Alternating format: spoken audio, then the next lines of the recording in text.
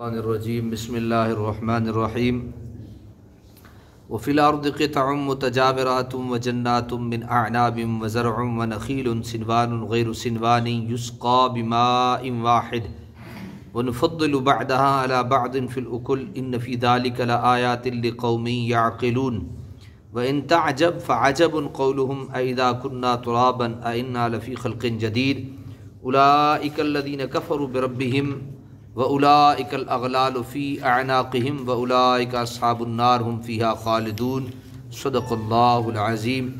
آیت نمبر 3 سے 5 تک سورہ الرعد سماعت کریں گے۔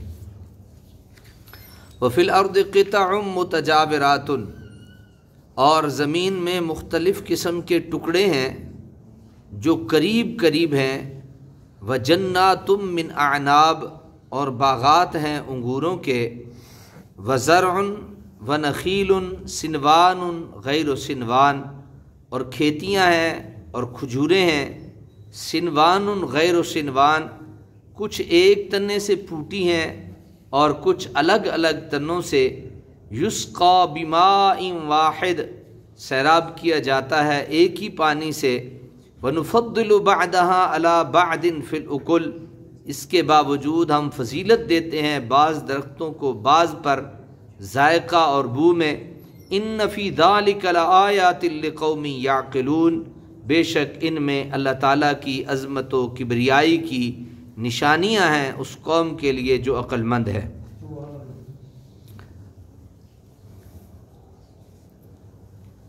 تین چیزیں کل بیان ہوئی تھیں جن کو وہ مکمل طور پہ ماننے کے لیے تیار نہیں تھے، جن میں سے ایک توحید تھی، ایک مرنے کے بعد دوبارہ جی اٹھنا تھا۔ ان دو پہ بات ہو چکی تھی۔ آگے ارشاد فرمایا کہ ان دلائل سے واضح ہوتا ہے کہ اس کائنات کا کوئی خالق ہے اور وہ ہے بھی ایک۔ اگر یہ کائنات کسی حادثہ سے مارز وجود میں آتی ہوتی تو اس کے جمال میں یہ رعنائی اور اس کے کمال میں یہ نکھار نہ ہوتا۔ اگر کائنات کے کئی خالق ہوتے تو کائنات کی ہر چھوٹی اور بڑی چیز جو حیرت انگیز ہم آہنگی موجود ہے وہ مفقود ہوتی۔ آسمان سے لے کر زمین تک، سورج سے لے کر ذرے تک، دریاؤں سے لے کر ایک معمولی جڑی بوٹی تک ایسا نظم و نسق قائم ہے گویا کسی ماہر کاریگر نے کائنات کی بظاہر ان مختلف متضاد اور بکھری ہوئی چیزوں کو ایسی لڑی میں پرو دیا ہے کہ ایک کو چھوڑ کر دوسری کا تصور تک نہیں کیا جا سکتا۔ اگر پہاڑوں کو بنانے والا کوئی دوسرا خدا ہوتا اور میدانوں کو بنانے والا اور تو وہ کبھی پہاڑوں سے ایسے دریا جاری نہ کرتا جن کا پانی وہاں سے بہہ کر میدانوں کو جا کر سیراب کرے۔ اگر اجرام فلکی اور زمین کے خالق الگ الگ ہوتے تو انہیں کیا پڑی تھی کہ سورج، چاند اور دوسرے کواکب کو اتنی مسافت پر رکھتے کہ ان سے پیدا ہونے والی حرارت اور روشنی کی صرف اتنی مقدار زمین پر پہنچے جس سے زندگی نشو و نما پا سکے۔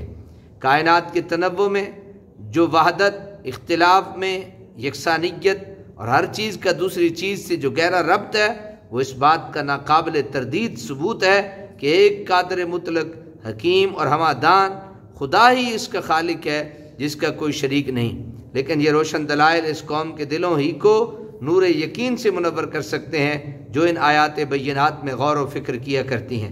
کاش ہمارے نوجوان قرآن کی ان آیات کا صدق دل سے مطالعہ کریں اور ان کے تقاضوں کو دیانتداری اور دل سوزی سے پورا کریں تو بخدا نہ صرف یہ کہ ان کا آفتاب اقبال نصف النہار پر چمکنے لگے بلکہ انسانوں کا منزل گم کردہ قافلہ جو وہم و گمان کے گھپ اندھیروں میں بھٹک رہا ہے اس کی آوارگی کے دن بھی ختم ہو جائیں، انہیں بھی وہ منزل مل جائے جو انسان کی حقیقی منزل ہے۔ یہ آیتیں ان نوجوانوں کو اور ان کی خفیہ صلاحیتوں کو سختی سے جھنجھوڑ رہی ہیں جنہیں اب یاد ہی نہیں کہ وہ اس ملت کے فرد ہیں جسے قدرت نے خیر الامم فرمایا اور جس کے فرائض میں اہم ترین فریضہ امر بالمعروف اور نہی عن المنکر ہے۔ اس غارت گرے متاع حیات کو کون بتائے کہ اے پچھلی رات تک رقص گاہوں اور سینماؤں میں داد عیش دینے والے، تو کب لوٹے گا؟ تیرا گھر تو لٹ گیا، تیری ناموس تو خاک میں ملا دی گئی۔ اقوام عالم کے قافلے ترقی کی دوڑ میں اتنے آگے نکل گئے کہ اب ان کی آواز جرس بھی سنائی نہیں دے رہی۔ آگے ارشاد فرمایا نا کہ اللہ تعالیٰ نے ایک ہی زمین، ایک ہی پانی، لیکن اس کے باوجود اللہ تعالیٰ نے کچھ چیزوں کو ذائقے اور بو میں دوسری چیزوں سے فضیلت دی ہے۔ اپنی قدرت کی نرنگیوں کی طرف پھر متوجہ کیا جا رہا ہے۔ چشم خرد کھولو اور دیکھو، گوش ہوش وا کرو اور سنو کہ یہ تمہاری زمین ہے، اس کو مختلف ٹکڑوں میں تم نے تقسیم کیا ہوا ہے۔ کسی میں انگوروں کے باغات لگاتے ہو، کسی میں اناج اگاتے ہو، کہیں کھجوروں کے نخلستان کھڑے ہیں۔ ایک ہی پانی سے ان کھیتوں اور باغات کو تم سیراب کرتے ہو۔ زمین بھی ایک، پانی بھی ایک، موسم بھی ایک، لیکن دیکھو ہر جگہ ہماری قدرت کے نرالے گل کھلے ہیں، کوئی اعلیٰ، کوئی ادنا، کوئی ردی، کسی کی اوسط پیداوار، کسی کی کچھ۔ کیا یہ ہمارے قادر مطلق ہونے کے ناقابل تردید دلائل نہیں؟ اگر ہماری قدرت کا دخل نہ ہوتا تو تبھی اسباب کی یکرنگی کے باعث نتائج میں بھی اسی قسم کی یکسانیت ہوتی۔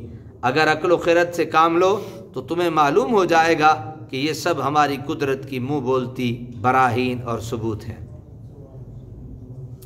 وَإِن تَعْجَبْ فَعَجَبٌ قَوْلُهُمْ، اے سننے والے اگر تو ان کے تعصب پر حیران ہوتا ہے تو حیرت انگیز ان کا یہ قول بھی ہے، اِذَا كُنَّا تُرَابًا، کہ کیا جب ہم مر کر مٹی ہو جائیں گے، اِنَّا لَفِي خَلْقٍ جَدِيدٍ، تو کیا ہمیں نئے سرے سے دوبارہ پیدا کیا جائے گا؟ یعنی جب ہم مر گئے اور مرنے کے بعد مٹی ہو گئے تو پھر ہمیں کسی اور مٹی سے پیدا کیا جائے گا؟ اللہ تعالیٰ کی قدرت و حکمت کے ان روشن دلائل کے بعد روز قیامت پر ایمان نہ لانا انتہائی تعجب انگیز ہے۔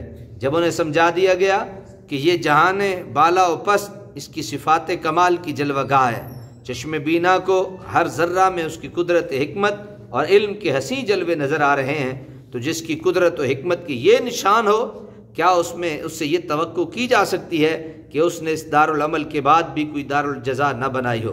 ایک آدمی حق کا علم اٹھائے ہاتھ میں اور ساری دنیا کی آفتیں اس پر ٹوٹ پڑے، اور اس گناہ کی پاداشت میں کہ وہ حق کو حق کیوں کہتا ہے اسے گھر سے نکال دیا جائے، اسے مال و متاع سے محروم کر دیا جائے، اسے تختہ دار پر کھینچ دیا جائے، اس کے بعد کوئی ایسا دن نہ آئے جب اس کو اس کی حق کیشی، جرت مندی اور ثابت قدمی کا صلہ دیا جائے۔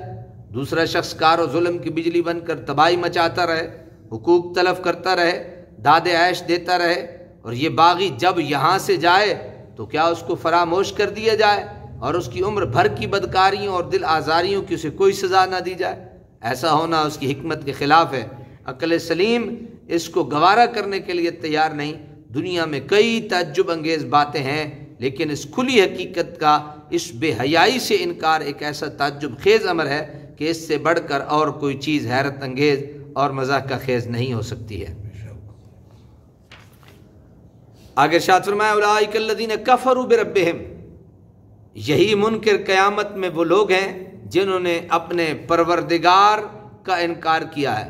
واولئک الاغلال، اور انہی بد نصیبوں کی گردنوں میں طوق ہوں گے۔ اولئک الاغلال فی اعناقہم، ان کی گردنوں میں بد نصیبیوں کی کیا ہوں گے؟ طوق ہوں گے۔ واولئک اصحاب النار، یہی لوگ جہنمی ہیں۔ ہم فیہا خالدون، اور وہ اس میں ہمیشہ ہمیشہ رہنے والے ہیں۔ اللہ کریم نے اللہ تعالیٰ عمل کی توفیق عطا فرمائے۔ اللہ